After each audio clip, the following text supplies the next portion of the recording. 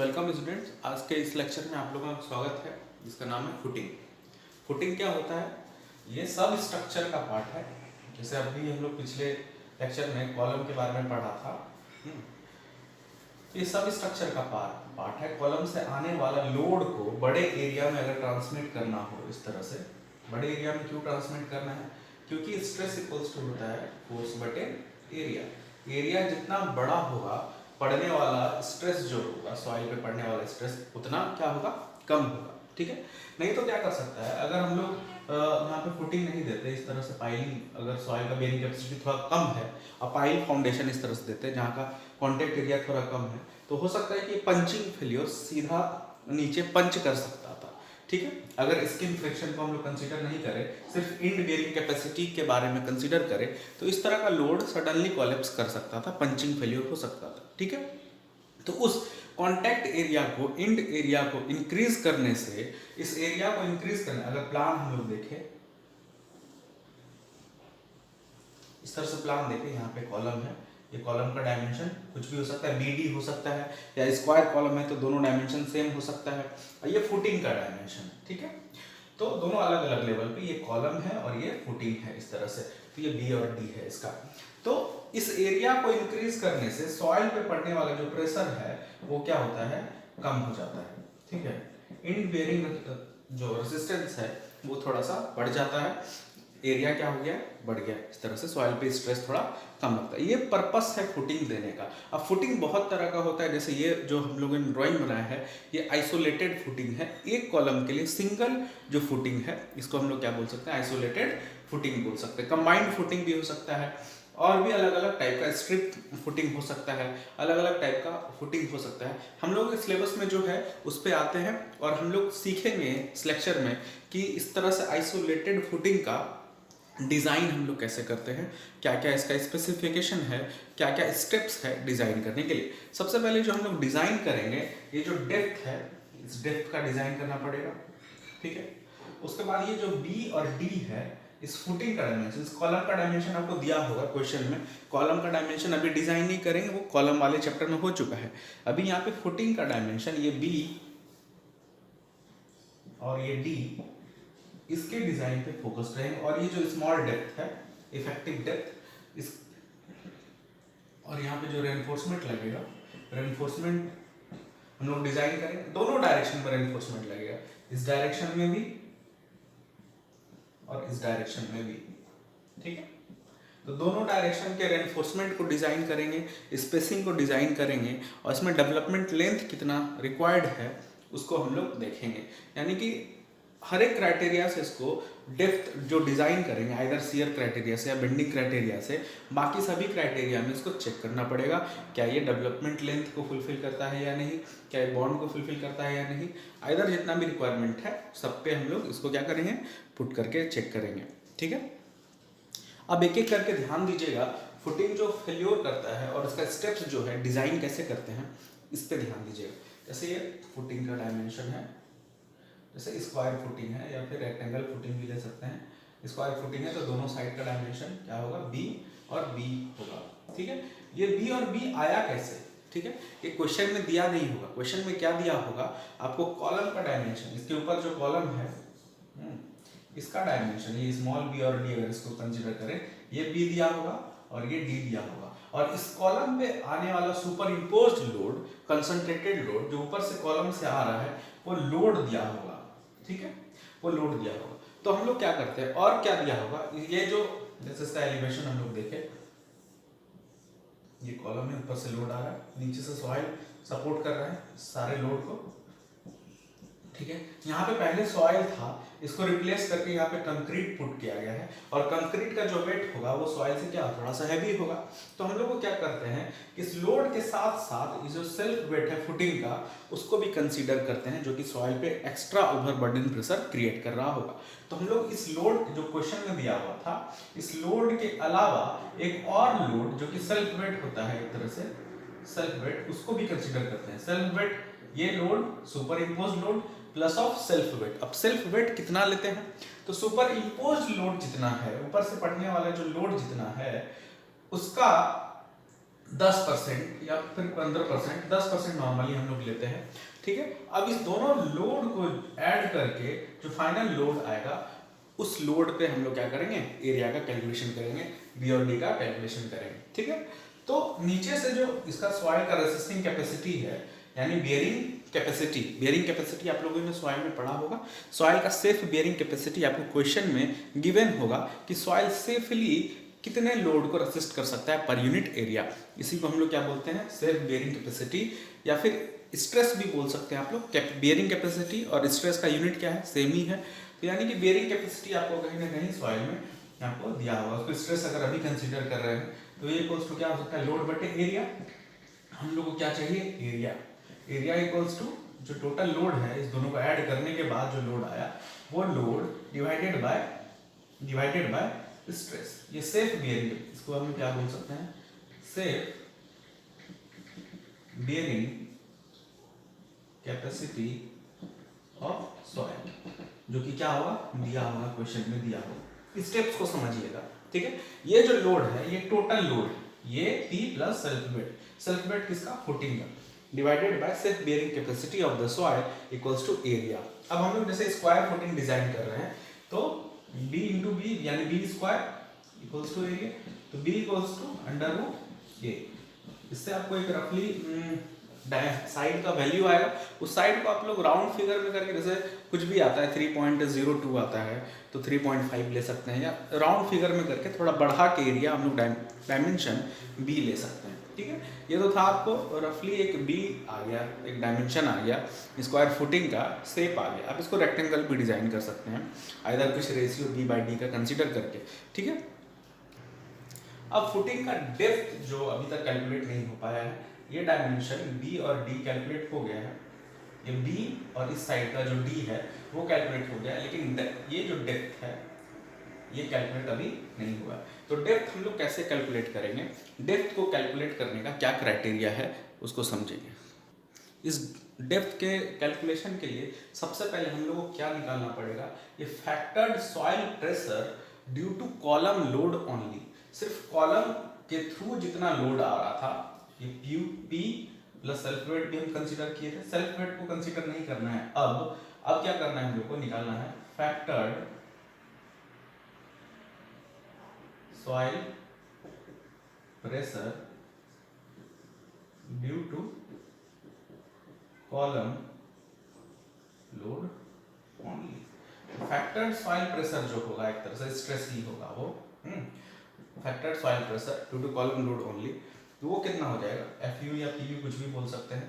तो जितना लोड आ रहा था कॉलम के through divided by B into B, और फैक्टर्ड है तो इस लोड को 1.5 से मल्टीप्लाई करेंगे। यहाँ पे सेल्फ वेट कंसीडर नहीं करते हैं, ध्यान रखिएगा, ये स्टेप्स का पार्ट है। इसी तरह से हम लोग आगे बढ़ेंगे।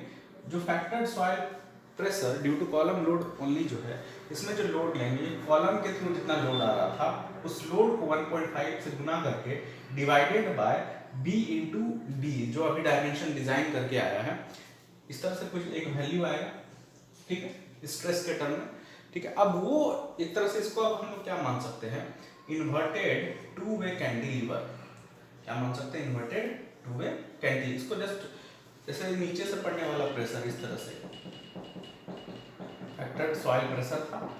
अब इसको आप सपोज करिए ऊपर से सुपर इम्पोज्ड यूडीएल लग रहा है एक तरह से, ठीक है, यूडीएल लग रहा है। अब बीम में जैसे आरसीसी में हम लोग बीम डिजाइन करते थे, इस तरफ का जो लोड है, ठीक है, यहाँ पे क्रिटिकल डेप्थ बेंडिंग के लिए अगर बात करेंगे तो सबसे अधिक बेंडिंग मोमेंट कहाँ पे जनरेट करेगा, अगर कैंटिलीवर हम लोग कंसीडर कर रहे हैं तो बेंडिंग के लिए जो क्रिटिकल सेक्शन होगा वो सपोर्ट के पास होगा। तो डब्ल्यू एल स्क्वायर बाय क्या था, फैक्टर्ड जो बेंडिंग मोमेंट सबसे अधिक लगेगा कैंटिलीवर में, डब्ल्यू एल स्क्वायर बाय 2।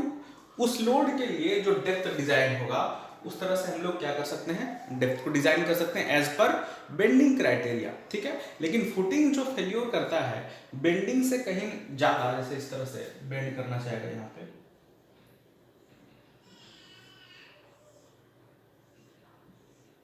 ये इस तरह से बेंड करना चाहेगा फुटिंग, अगर कभी बेंडिंग की वजह से टूटा तो क्रिटिकल सेक्शन कौन सा होगा, सपोर्ट के पास। ये जस्ट इसको उल्टा करके दिखाए हैं। अगर ये प्रेशर बहुत ज़्यादा लगा, उसके हिसाब से अगर डायमेंशन या इसका थिकनेस नहीं था, या फिर कंक्रीट जो ग्रेड यूज़ कर रहे हैं वो उतना मजबूत नहीं था, तो यहाँ से क्या हो सकता है, बेंड हो सकता है। और बेंडिंग के लिए जो क्रिटिकल सेक्शन होगा वो कहाँ पर होगा, सपोर्ट के पास।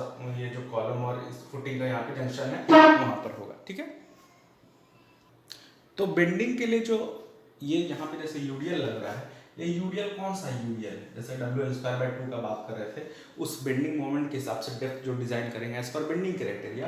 ये W क्या है, यहाँ जो FU निकाले हैं हम लोग, फैक्टर्ड सॉइल प्रेशर, उसी को यहाँ पर पुट करना है W को, ना कि सेफ सॉइल जो बेयरिंग कैपेसिटी क्वेश्चन में दिया हुआ था उसको पुट नहीं करना है। उसका वैल्यू को हम लोग थोड़ा बढ़ा के इस डायमेंशन के हिसाब से अब सॉइल पे कितना प्रेशर लग रहा है, ठीक है। सॉइल का बेयरिंग कैपेसिटी को हम लोग चेंज नहीं कर सकते हैं, लेकिन ये जो डायमेंशन है, डेप्थ है, इसको कहीं ना कहीं थोड़ा बढ़ा के ज़्यादा लोड के लिए, ज़्यादा यूडीएल के लिए डिज़ाइन करना है। और वो यूडीएल कैसे आता है, इस कैलकुलेशन से आता है, ठीक है। ये bearing capacity of the soil नहीं है, इस डायमेंशन के हिसाब से सॉइल पे जो एक तरह से पड़ने वाला प्रेशर है, फैक्टर्ड प्रेशर, उसका कैलकुलेशन है। और वही यहाँ पे यूडीएल का रेट ऑफ लोडिंग के तौर पे ट्रीट होगा। और इस लोड के हिसाब से ही हम लोग बेंडिंग में भी डिज़ाइन करेंगे, आइदर सीयर में डिज़ाइन करेंगे। अब यहाँ पे एक टर्म आया सीयर में, हम लोग डिज़ाइन कैसे करेंगे। जो कॉलम इस तरह से फुटिंग फेल करता है, ज़्यादा चांसेस है वो सीयर में ही फेल करे। बेंडिंग में चांसेस थोड़ा कम रहता है, सीयर में फेल ज़्यादा करता है। अब सीयर में कैसे फेल करता है उसको देखेंगे। जैसे ये फुटिंग है,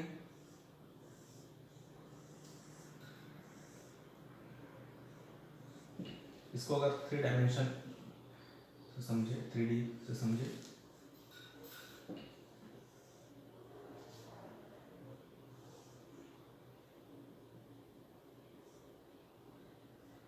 ठीक है।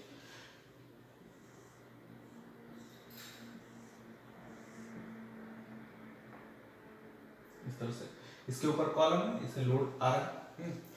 तो सीयर में, सीयर दो तरह का सीयर होता है। अगर सीयर में ये फेल करेगा तो दो तरह से फेल कर सकता है। अगर इसेंट्रिक लोडिंग है या किसी वजह से एक तरफ लोड थोड़ा ज़्यादा लग रहा है, तो हो सकता है एक तरफ का जो स्लैब है, कैंटिलीवर स्लैब है, वो कट के अपने प्लेस से इस तरह से अलग हो जाए।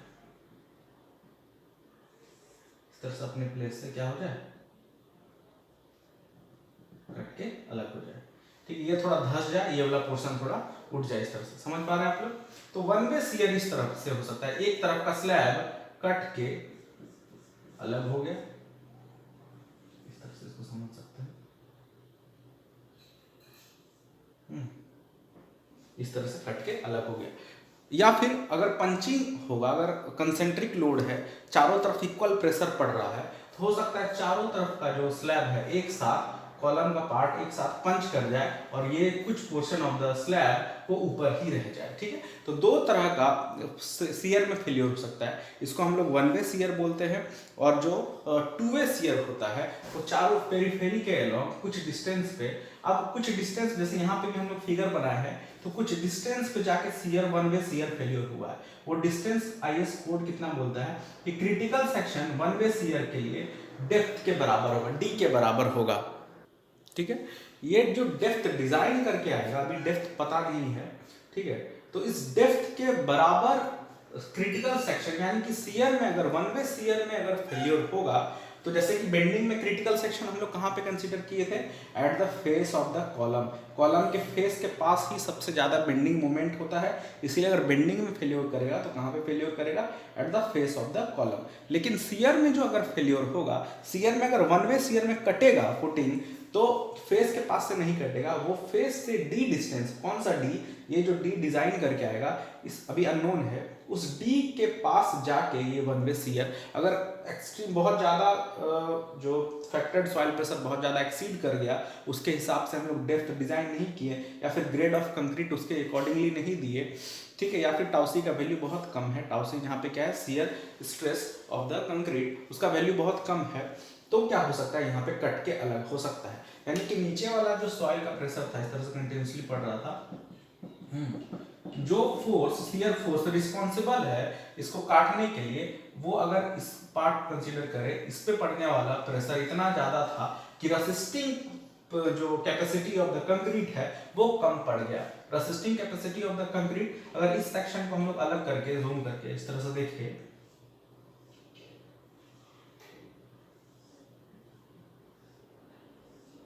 ठीक है, सॉइल जो प्रेशर लगा रहा है, सिर्फ इस पोर्शन को कट करके यहाँ पे देखिए कि सॉइल जो प्रेशर लगा रहा है वो इतना सा एरिया में फोर्स लगा रहा है, शियर फोर्स अपवर्ड डायरेक्शन में, ठीक है, इतना सा एरिया में। और इसको रेसिस्ट कौन कर रहा था? कंक्रीट का जो शियरिंग रेसिस्टिंग कैपेसिटी है इस डेप्थ के अलोंग वो क्या कर रहा था, उस ये फोर्स ऊपर जाना चाह रहा है, कटना चाह रहा है पर्टिकुलर सेक्शन के अबाउट, यहाँ से डी डिस्टेंस पे ऊपर जाना चाह रहा है, और इसको क्या कर रहा है, कंक्रीट अपने शियर रेसिस्टिंग कैपेसिटी की वजह से क्या कर रहा है, रोके हुए है, ठीक है। अगर ये शियरिंग रेसिस्टिंग कैपेसिटी कम हो गया इससे, तब फेल्योर होगा। अगर ये शियर रेसिस्टिंग कैपेसिटी ज्यादा है इस डेवलप्ड शियर फोर्स से, तो क्या होगा, फेल्योर नहीं होगा, ठीक है। तो इसी दोनों के इक्विलिब्रियम से ये अप्लाइड फोर्स और ये रेसिस्टिव फोर्स के इक्विलिब्रियम से कहीं ना कहीं हम लोग डेप्थ डिजाइन कर पाएंगे। समझ पा रहे हैं आप लोग? ठीक है, तो ये तो वन वे शियर का ये था, क्राइटेरिया था।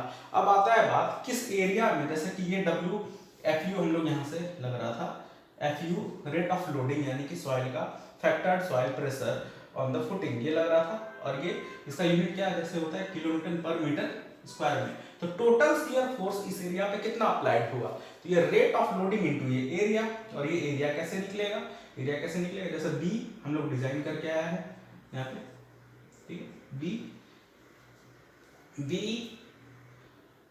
माइनस डी, ठीक है, बी माइनस डी हम लोग करते हैं, तो जो पोर्शन बचा इसको डी नहीं, दो बार डी हो जाएगा, इसलिए इसको कुछ और एज्यूम करते हैं, इसको एक्स एज्यूम करते हैं, इसको y एज्यूम करते हैं, कॉलम का डायमेंशन को, इसको x इसको y, ठीक है। तो ये टोटल b में से x माइनस कर देंगे तो क्या बचेगा, ये वाला पोर्शन प्लस ऑफ ये वाला पोर्शन, ठीक है, ये वाला पोर्शन प्लस ऑफ ये वाला पोर्शन, इसको डिवाइडेड बाय 2 करेंगे तो सिर्फ ये वाला पोर्शन बचेगा, यहाँ से यहाँ तक का लेंथ, और इस लेंथ में अगर d से माइनस कर देंगे तो जो पोर्शन बचेगा वो ये लेंथ हो जाएगा, ठीक है।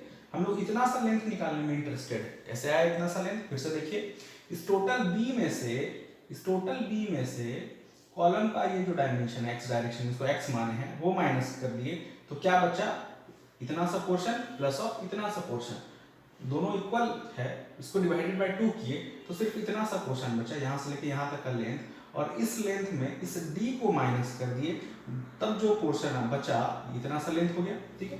ये लेंथ पता चल गया, और ये डायमेंशन अगर दोनों स्क्वायर फुटिंग है तो अगर ये b है तो ये भी कितना होगा, b होगा, तो ये लेंथ इंटू b, ये एरिया निकल गया, और इस एरिया को रेट ऑफ लोडिंग जो फैक्टर्ड सॉइल प्रेशर था Fu से मल्टीप्लाई कर देंगे, तो जो टर्म आएगा वो क्या होगा, वो होगा अप्लाइड शियर फोर्स, ठीक है, अप्लाइड शियर फोर्स, ठीक है। उसमें कहीं ना कहीं डी अननोन टर्म अभी भी है जिसको कि निकालना है, ठीक है। इस अप्लाइड शियर फोर्स को रेसिस्ट कौन करेगा, अगर इक्विलिब्रियम में है तो किसके इक्वल टू होना चाहिए, ये जो रेसिस्टिव शियर फोर्स है, रेसिस्टिव शियर फोर्स अब कहाँ पे लग रहा है, इस क्रॉस सेक्शनल एरिया के अलोंग लग रहा है, ये जो क्रॉस सेक्शन एरिया है, हैच्ड वाला जो पोर्शन है इसके अलोंग लग रहा है, ठीक है। तो टाउ सी का जो भी कंक्रीट का ग्रेड ऑफ कंक्रीट पे डिपेंड करेगा, और परसेंटेज टेंसाइल रेनफोर्समेंट पे डिपेंड करेगा, ठीक है। तो परसेंटेज टेंसाइल रेनफोर्समेंट हम लोग कितना एज्यूम करेंगे, उसके लिए क्राइटेरिया है, मिनिमम 0.2% हम लोग लेते हैं, या उससे थोड़ा ज़्यादा भी ले सकते हैं। तो जो भी आप परसेंटेज एरिया कंसिडर किए हैं उसके हिसाब से टाउसी आ जाएगा, टाउसी इंटू ये बी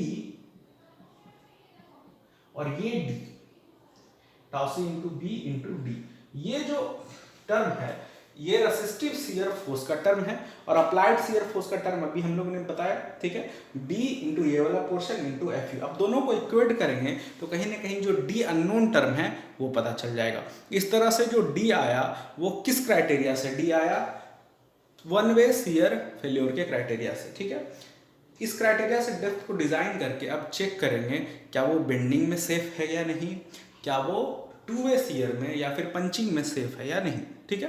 अब पंचिंग में कैसे हम लोग चेक करते हैं, उसका भी सेम प्रोसेस है। अगर आइडियोलॉजी, अगर आप थ्योरी इस वन वे शियर का समझ गए हैं तो पंचिंग शियर में, टू वे शियर में भी प्रॉब्लम नहीं आने जा रहा है, ठीक है। तो मैक्सिमम जो चांसेस होता है फेलियर होने का ये आइसोलेटेड फुटिंग का, वो वन वे शियर या फिर पंचिंग शियर में होता है। तो वन वे शियर के अकॉर्डिंगली हम लोग डेप्थ डिजाइन करते हैं और इस डेप्थ को चेक करते हैं बाकी के क्राइटेरिया से, ठीक है। जैसे कि हम लोग स्टार्टिंग में ही अगर बेंडिंग के क्राइटेरिया से डेप्थ ले लेते तो हो सकता है कि डेप्थ के क्राइटेरिया में वो फेल कर जाता, या फिर डेप्थ, ये वाला डेप्थ कम हो जाता और उसके क्राइटेरिया से जो डेप्थ आता वो ज़्यादा। इसलिए हम लोग क्या करते हैं, इनिशियली इस क्राइटेरिया से डिज़ाइन नहीं करके वन वे शियर के क्राइटेरिया से डिज़ाइन करके बाकी सब पैरामीटर्स पे उसको चेक करते हैं, इधर बेंडिंग या फिर पंचिंग। अब यहाँ पे समझिएगा कि टू वे शियर जो है, पंचिंग शियर जो है, वो कैसे, उसमें कैसे हम लोग डेप्थ का कैलकुलेशन करते हैं, उसके लिए क्रिटिकल सेक्शन कहाँ पर है। जैसे ये हमने समझाने की कोशिश किया है 3 डायमेंशनल व्यू से कि ये कॉलम है इस तरह से, और कॉलम टू वे जब शियर होता है, पंचिंग शियर होता है जब पूरा का पूरा पंच कर जाता है ये कॉलम, और ये रेस्ट ऑफ द फुटिंग का कुछ पार्ट है अपने प्लेस पे ही रहता है और ये पंच करके अंदर चला गया, तो ये जो फेल करेगा उसके लिए critical section two way shear में कहाँ पे लेते हैं। जैसे वन वे शियर में यहाँ से फेस ऑफ द कॉलम से डी डिस्टेंस पे लिए थे, टू वे शियर में d/2 इधर भी, d/2 इधर भी, d/2 इधर भी और d/2 इधर भी। यानी कि इसको अगर ये धंस के नीचे जाएगा ये वाला पोर्शन, तो इस तरह से एक यहाँ पे हॉलो हो जाएगा, खाली हो जाएगा। ये जो ये इतना सा पोर्शन आपको दिख रहा है, ये पोर्शन धंस के नीचे चला जाएगा। जो पोर्शन ऊपर रह गया एक तरह से आप लोगों को दिखाई दे रहा होगा, वो एक हवन कुंड जैसा जो शेप बन के आया है, ठीक है, ये बीच में हॉलो है, ठीक है, बाकी पोर्शन नीचे चला गया। इसी यही पोर्शन में सिर्फ क्या लग रहा था, शियर फोर्स अप्लाइड हो रहा था, और असिस्टिव जो शियर फोर्स होगा, ये जो ब्लैक कलर का हेज्ड पोर्शन है, इतना सा एरिया चारों तरफ अगर जोड़ दे, ये b इंटू डी, इसी तरह से चारों तरफ ये जो b इंटू ये वाला b इंटू डी, इसी तरह से चारों तरफ का पेरिफेरी के अलोंग जो हेज्ड ब्लैक हेज्ड पोर्शन वाला जो एरिया है वो रेसिस्टिव एरिया है, ठीक है। और जो इस तरह से चारों साइड से अप्लाइड फोर्स लग रहा था, ये हॉलो है बीच में, तो वहां पे तो अप्लाइड फोर्स लगेगा नहीं, अप्लाइड शियर फोर्स लगेगा नहीं। तो किस किस पोर्शन में अप्लाइड शियर फोर्स लगेगा, इतने से पोर्शन में, इतने से पोर्शन में, इतने से पोर्शन में और इतने से पोर्शन में। बीच वाला ये जो पोर्शन है उसमें अप्लाइड शियर फोर्स लगेगा ही नहीं। तो अप्लाइड शियर फोर्स के लिए हम लोग जो एरिया का कैलकुलेशन करेंगे वो कैसे करेंगे, इसको आप लोग समझिए कि हम लोग को कौन सा विड्थ चाहिए, कौन सा विड्थ चाहिए। टोटल विड्थ, टोटल एरिया में से, अगर ये वाला एरिया टोटल एरिया में से, टोटल एरिया कितना था, b इंटू बी यानी बी स्क्वायर, अगर स्क्वायर फुटिंग है तो टोटल एरिया में से अगर इस एरिया को घटा दे, जो रेस्ट ऑफ पोर्शन बचा वो रेड कलर से जो हेज्ड पोर्शन है उसका एरिया बचा। तो इसका एरिया आएगा कैसे, ये जो कॉलम का डायमेंशन, सपोज x डायरेक्शन, इसको x माने हैं, इसको y माने हैं, x plus d/2 plus d/2 यानी x plus d, x plus d, ठीक है।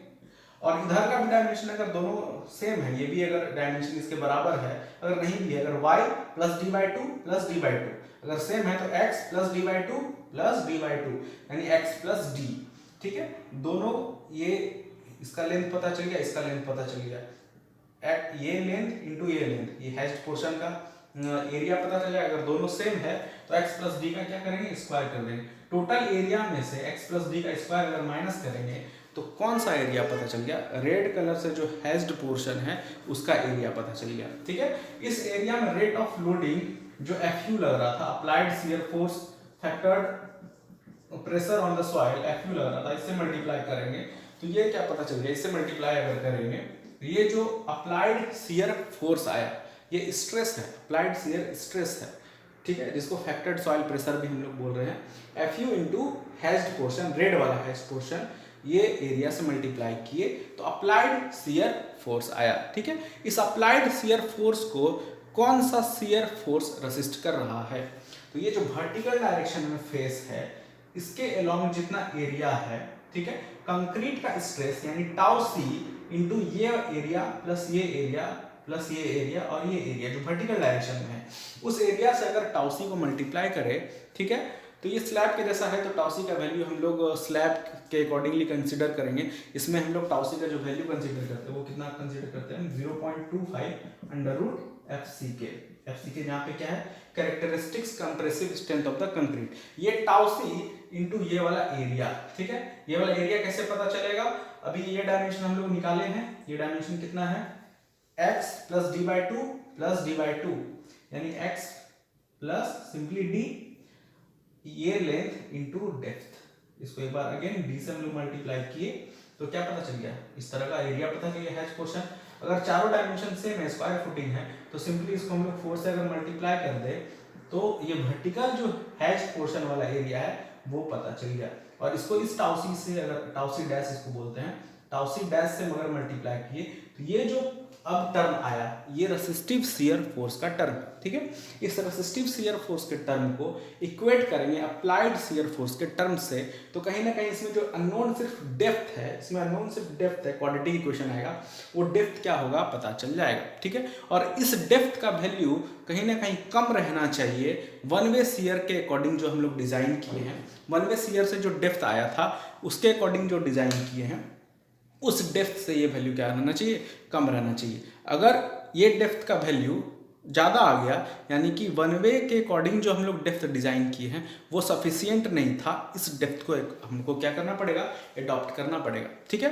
अब टू वे शियर से भी, यानी पंचिंग शियर से भी डेप्थ कहीं ना कहीं डिज़ाइन हो गया। अब कौन सा क्राइटेरिया बचा है, बेंडिंग का क्राइटेरिया। अब हम लोग देखेंगे depth of the footing according to bending criteria, ठीक है। बेंडिंग का क्राइटेरिया, जैसा कि शुरू में ही हम लोग बोल दिए थे कि जो बेंडिंग का क्राइटेरिया जो क्रिटिकल सेक्शन होगा वो कौन सा, कहाँ पे होगा critical section, at the face of the column, इसी पॉइंट पे। जैसे कि वन वे शियर में एट द फेस से डी डिस्टेंस पे था, टू वे शियर में डी बाई टू पे था, लेकिन जो बेंडिंग का क्राइटेरिया है उसमें कहाँ पर होगा critical section, at the face of the column. यानी कि एक तरफ का अगर बात करें, या तो इस साइड या फिर उस साइड, जो फेल्योर होगा, ये जो अप्लाइड शियर फोर्स था, यानी कि फैक्टर्ड सॉइल प्रेशर था, ठीक है, ये यानी कि रेट ऑफ लोडिंग के टर्म में बात करें। अगर कैंटिलीवर के लिए बात करें तो जो बेंडिंग मोमेंट इस पॉइंट पर सपोर्ट पर होता है वो कितना होता है, W L square by 2। W जहाँ पे क्या है, एफ यू, या फिर यहाँ पे एफ यू ही लिखते हैं, एफ यू इंटू एल, कौन सा लेंथ, ये वाला लेंथ। ये वाला लेंथ कैसे निकलेगा, हम लोग को क्या पता है, टोटल बी पता है, ठीक है। टोटल बी में से इस एक्स को, जो कॉलम का डायमेंशन था एक्स डायरेक्शन में या फिर वाई डायरेक्शन में, दोनों सेम हो, तो b माइनस एक्स, यानी कौन सा पोर्शन बचा, ये प्लस ये, डिवाइडेड बाय 2, यानी b minus X divided by 2 करेंगे तो ये वाला पोर्शन आ जाएगा, यानी b minus X divided by 2 करेंगे तो यहाँ से यहाँ तक का लेंथ आ गई। अगर प्लान हम लोग देखें इसका, प्लान देखें तो हम लोग को जो यहाँ पे जैसे कॉलम है, ये कॉलम है, ठीक है, तो ये जो डिस्टेंस है ये हम लोग को पता चल गया, b minus X divided by 2, ये पता चल गया, ठीक है। तो l जो हम लोग यहाँ पे बात कर रहे हैं यही वाला लेंथ है, ठीक है, F U into B minus X divided by 2 का स्क्वायर डिवाइडेड बाई 2 करेंगे तो ये जो आएगा ये बेंडिंग मोमेंट आ गया, ठीक है, maximum bending moment at the face of the column, जो कि क्रिटिकल सेक्शन है, ठीक है। ये जो बेंडिंग मोमेंट है ये पर मीटर है, इसको अगर इस लेंथ से, यानी कि इस डायमेंशन से जो कि b ही है, इस डायमेंशन से मल्टीप्लाई करते हैं तो फाइनल जो आएगा न्यूटन mm में आएगा, ठीक है। तो ये इस पूरे एरिया में हैश वाले पोर्शन में कितना बेंडिंग मोमेंट लग रहा है वो टोटल कैलकुलेट हो गया इस तरह से, ठीक है। अब इस बेंडिंग मोमेंट को जो रेसिस्ट करेगा कंक्रीट अपने प्रॉपर्टी से, वो अपना खुद का, जैसे कि ग्रेड ऑफ कंक्रीट पे डिपेंड करेगा या फिर उसका जो लीवर आर्म है उस पर डिपेंड करेगा, यानी ये अप्लाइड बेंडिंग मोमेंट हुआ, ठीक है। और रेसिस्टिव बेंडिंग मोमेंट कितना हो जाएगा, रेसिस्टिव बेंडिंग मोमेंट MUR इसको बोलते थे, मैं ultimate resistive bending moment 0.36 FC के B into XU D minus 0.42 XU, ठीक है।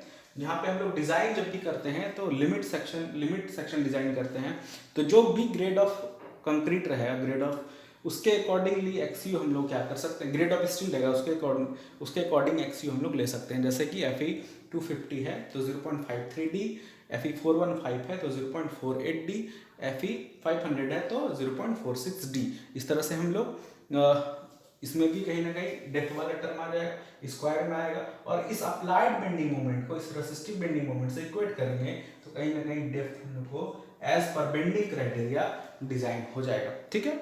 ये डेप्थ डिजाइन हो गया। अब एरिया ऑफ टेंसाइल रेनफोर्समेंट को भी डिजाइन करना है अकॉर्डिंग टू बेंडिंग मोमेंट, ठीक है।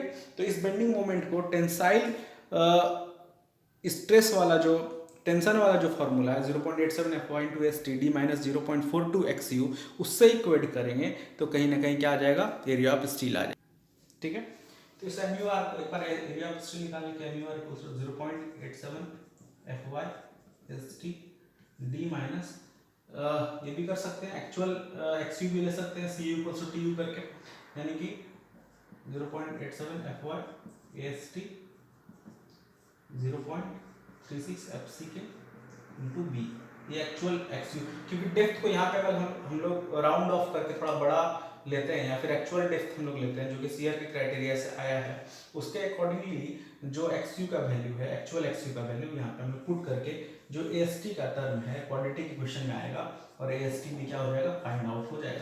इससे हम लोग AST फाइंड आउट कर लिए, इसको कन्वर्ट कर सकते हैं हम लोग स्पेसिंग में, डाया अपने से कुछ भी सुटेबल चूज करना पड़ेगा।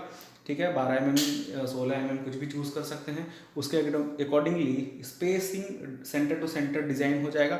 अब सारे क्राइटेरिया को, एक और क्राइटेरिया बचा, वो है डेवलपमेंट लेंथ का क्राइटेरिया।